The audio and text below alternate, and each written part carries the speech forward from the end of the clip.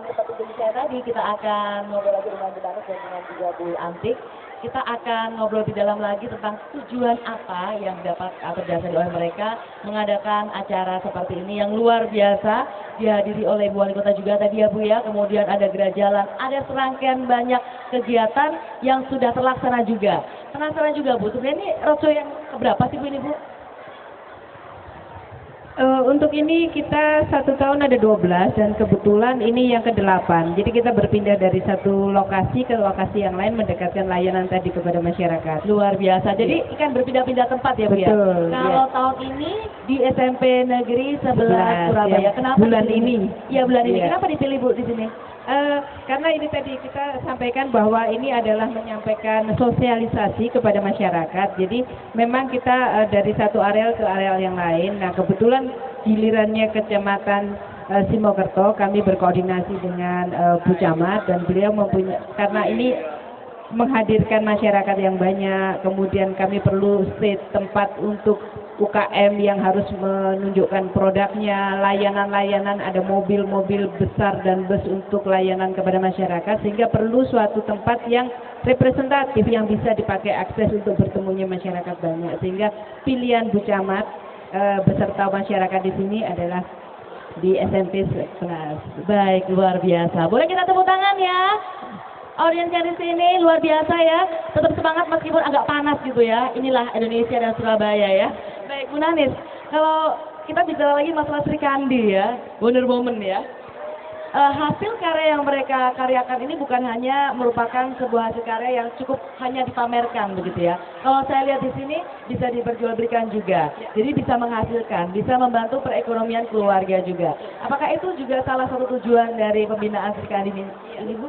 Oh iya, iya betul sekali. Memang awalnya mereka mungkin berangkat dari nol ya, yang mungkin awalnya tidak bisa memasak sama sekali, tidak bisa menjahit sama sekali, tidak bisa membuat aksesoris, handicraft gitu ya.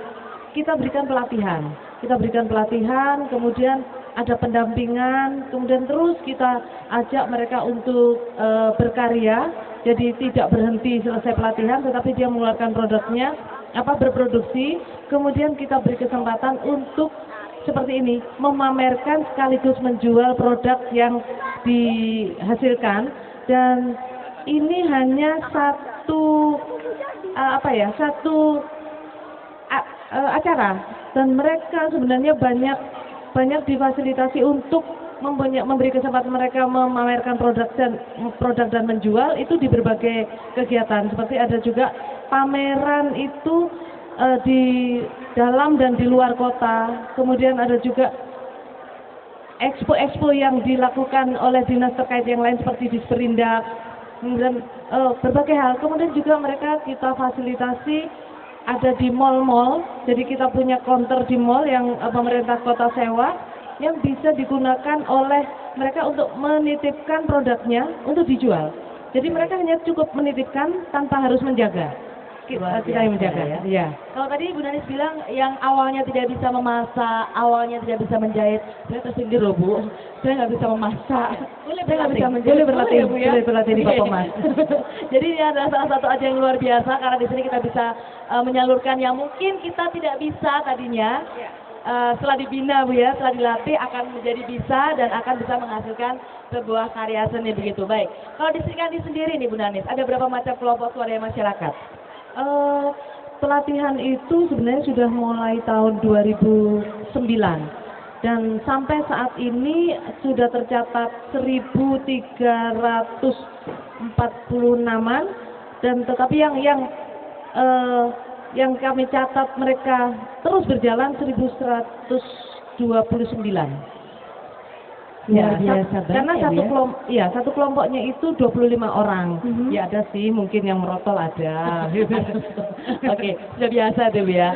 Baik, kalau boleh diceritakan sedikit Bu, ada kendala nggak sih Bu dalam melakukan pembinaan Sri Kandi, para Sri Kandi ini? Secara mereka kan ya namanya perempuan ya Bu ya, kadang mengandung agak-agak ribet gitu. Ada ya tadi seperti disampaikan oleh Bu Nanis bahwa ada yang merotol, ada yang kurang telaten seperti itu. Ada kendalanya Bu? Ya itulah kendalanya. Itu ya. Itulah artinya mungkin mereka belum mindset mereka belum sampai ke sana. Mereka masih merasa nyaman dengan kondisi yang ada saat ini. Jadi meskipun mohon maaf itu dari keluarga miskin, kalau dia merasa nyaman, sudah cukup saya dengan seperti ini gitu. Yang melihat kita sebenarnya kamu masih bisa ditingkatkan gitu. Tapi karena itu kita terus mendorong bahwa kalau kamu mau itu pasti bisa. Ya. Jadi merubah mindset ini yang harus kita lakukan dan ini cukup berat. Baik. Cukup berat. Ya. Mengajak mereka untuk ikut datang ke pelatihan aja susah. Sampai dijemput, sampai dirayu, sampai seperti itu ya. Belum tentu berangkat. Oke. Belum tentu berangkat. Belum tentu berangkat. Iya, Baik. iya. Nah, bicara masalah mindset tadi, apakah dari Kominfo sendiri ada partisipasi untuk membentuk sebuah mindset para Sri Kandi atau para perempuan di Surabaya khususnya ya untuk bisa ya melakukan sedikit hal yang kreatif begitu Bu? Iya.